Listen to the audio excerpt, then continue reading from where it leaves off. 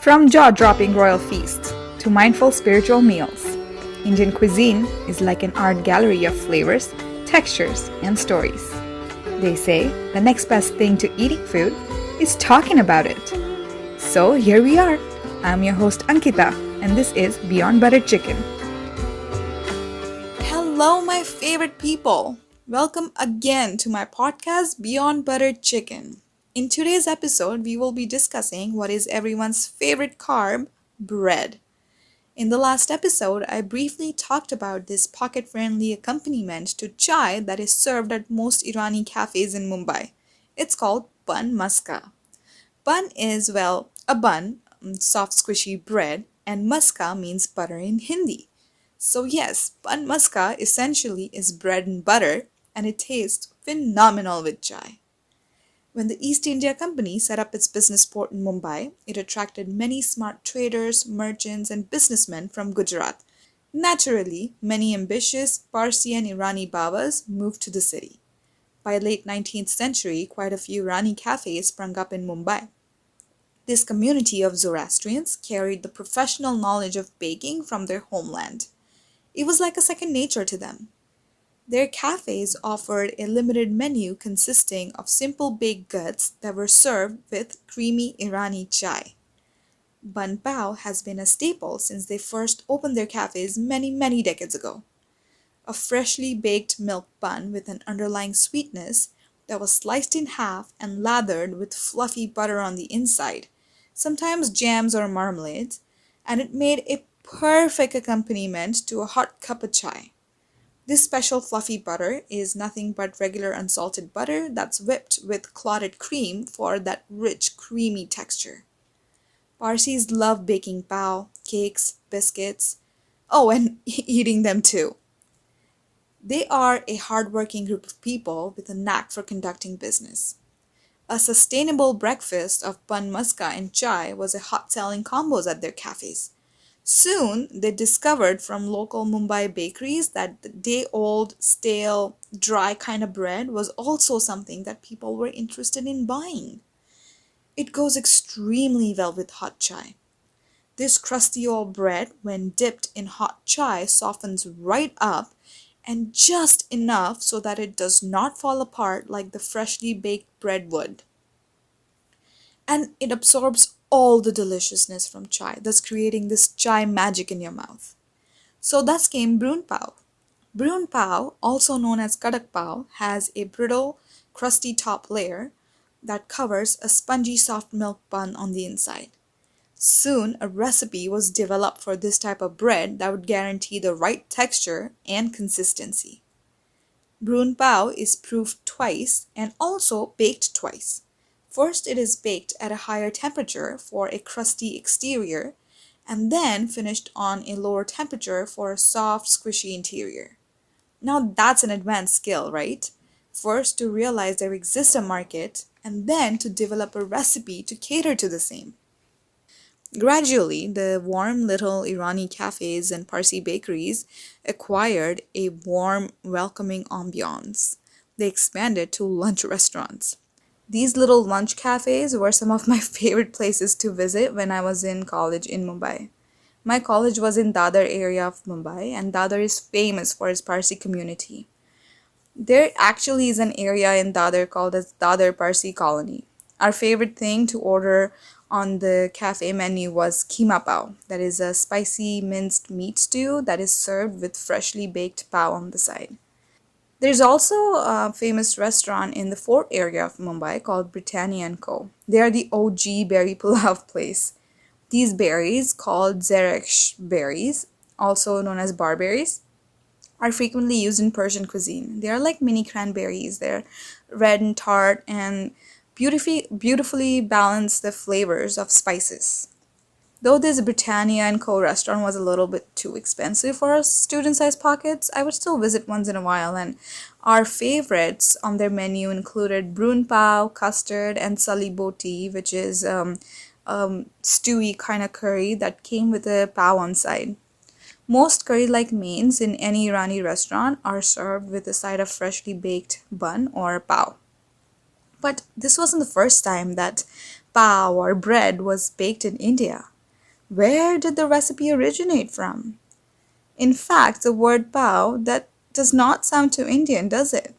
Where did Parsi and Irani bakers acquire these recipes from? Let's backtrack a little for that. Yeast is known to come to India via the ancient trade routes from Egypt. Back then, India typically served unleavened flatbreads that were made out of bajra, that is a millet, or wheat, or sorghum, and other indigenous varieties of grains. In fact, wheat was one of the first grains that was known to the early man, along with barley, and it was grown by the early man who turned to farming from hunting and gathering. We have been growing it for around 9,000 years now. When did the people in India start baking tandoori breads that were leavened with yeast and flour, kind of a starter? It's kind of a gray area. Some historians believe that tandoor cooking and baking came to India with the Mughals, while some insist that the art existed in the primitive form in the Indus Valley civilization that was like 2000 BC. Now that's ancient, right? I'm going to read a little paragraph from the book Feasts and Fasts, A History of Food in India by Colleen Taylor Sen. This is what Colleen writes in her book. Bread was a staple of Indus Valley diet. More than 200 varieties are listed in ancient Mesopotamian tablets, and we can speculate that a similar variety existed in the Indus civilization. A collection of Mesopotamian recipes from about 1600 BCE indicates that unleavened dough made from flour and water was rolled out and then stuck on the very hot surface of a clay oven called a tinuru with an opening on the bottom to add fuel and to let air in, just like modern Indian tandoors. To make leavened bread, a little beer or leftover soup was added to the dough, which was shaped into a loaf and baked in a domed container at the bottom of the tinuru. Late Dr. K.T. Achaya writes of small mud-plastered ovens with a side opening often resembling the present-day tandoors at Indus Valley site of Kalibangan. However, the first ever written evidence of a tandoori naan or a tandoori bread is by famous poet Amir Khusro. He mentions in his literary work from 1380 about nani tanuk and nani tanur, naan being the Persian word for bread. The technique of baking breads with leavenants like yeast or fermented starter is quite an old practice. Mughals, Pathans, and Persian traders introduced this technique and the equipment required to India. Initially, tandoors were part of only the royal kitchens, while an average household used a wood-burning or a cow-dung-burning stove called a chulha. Therefore, breads like naan appeared only on the royal menus. When the rule of these Persian emperors ended, these royal chefs and bakers and confectioners who were essentially out of work now opened their own businesses in Delhi, Lucknow, and Hyderabad. These are the cities of the Nawabs and the Nizams. Thus, royal food was available to common people. And there was an exchange of recipes and techniques throughout the history. Royal Muslim bakers were inspired by the Indian techniques of making breads, like frying puris in fat or frying them in ghee. And thus, breads like baqarkhani and sheermal were invented in the early 18th century. Same ingredients, that is, milk, flour, sugar, and ghee, were used in varying proportions to make a variety of breads. Sheermal literally translates to milk that is needed, and it is food of the rich. It is used making milk, flour, sugar, kevra, that is a screw pine extract, and oodles of ghee. It is baked in a tandoor and brushed with saffron and cardamom scented ghee as soon as it comes out. Some royals also enjoyed the flavors of ittar, that is a perfume or an essential oil from a specific flower in their sheermal. How fancy is that? In Lucknow and Hyderabad, Nawabs liked their sheermal baked in iron tandoors burning coal, which kept the richness of ghee intact. Most other tandoori breads, including naan, are baked in a wood-burning clay oven. Clay, being porous in nature, is known to absorb fat from breads, unlike an iron tandoor. Sancha, or a gaddi, which is a round, hard, pillow-like tool. It's made of muslin cloth and cane, and it's used to stick breads inside a hot blazing tandoor. The trick is to regularly moisten the muslin cloth to prevent it from burning, and the cane structure helps by retaining moisture. In Hyderabad, though, we often find square shaped sanchas over the round ones. Hyderabad is famous for its char kona naan, that is the four cornered naan, and it demands a square shaped sancha over a round one. Four square naans can be efficiently arranged on this square shaped sancha and fired at once. Hyderabad is also famous for its kulchas. Then we have Khamiri roti. Khamiri roti from the rustic old lanes of the capital city of Delhi is quite iconic. Khamir is the Urdu word for yeast, and this is a whole wheat fermented bread that is leavened with yeast, and it has a little tang to it. So I think they also add a little bit of sourdough starter to it.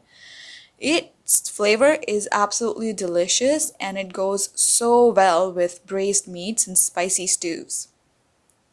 Now, some of these breads have the same names but slightly different appearance depending on what part of the country you're in. For example, sheermal in Lucknow is different than sheermal in Kashmir, though they both have the same origin via the Silk Route. Then we have kulchas from Punjab, which are like nice and stuffed breads.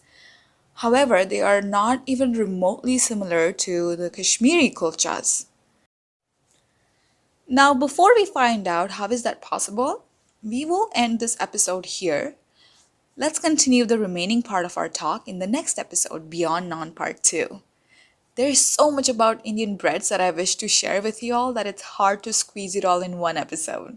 We will find out about Kashmiri sheermal, Lucknowi sheermal, and learn about famous Kashmiri kandurwan, and of course conclude the episode with origin of pao. So let's catch up on more of Indian breads with me in the next episode of Beyond Buttered Chicken.